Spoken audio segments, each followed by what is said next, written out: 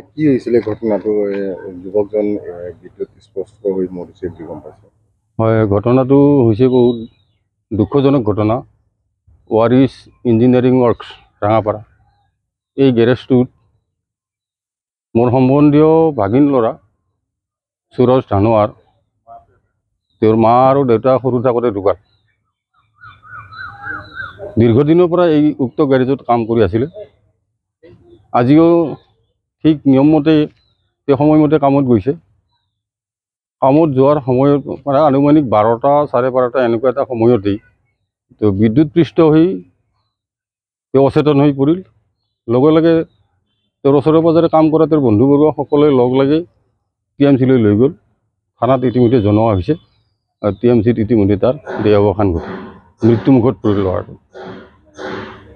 তো আমি অনুমান কৰিব বিচাৰিছোঁ যে এই গেৰেজটোত কাম কৰি থকা যিখিনি শ্ৰমিক, এই শ্ৰমিকসকলৰ জীৱনৰ সঁচা অৰ্থত নিৰাপত্তা তেওঁলোকে দিব পৰা নাই। বিভিন্ন ধৰণৰ গাফিলতি আছে, যাৰ কাৰণে হয়তো মৃত্যুমুখত পৰিবলৈ পালে এই ল'ৰাটো। গতিকে ইতিমধ্যে মই তেওঁৰ বাইদেউৰ জৰিয়তে থানাত এটা এজাহাৰ দাখিল কৰিছোঁ। থানাৰ OC-ৰ লগতো কথা পাতিছোঁ, ছেকেণ্ড OC-ৰ লগতো কথা পাতিছোঁ।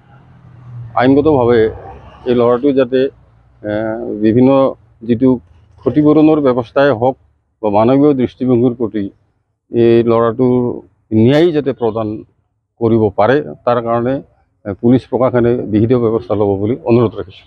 মানে এই যি ইঞ্জিনিয়াৰিং কাম কৰি আছিলে তাতে একচুৱেলি শ্ৰমিকৰ সুৰক্ষাৰ কিবা ব্যৱস্থা আছে নে? সেইটোতো আমাৰ সন্দেহ হৈছে।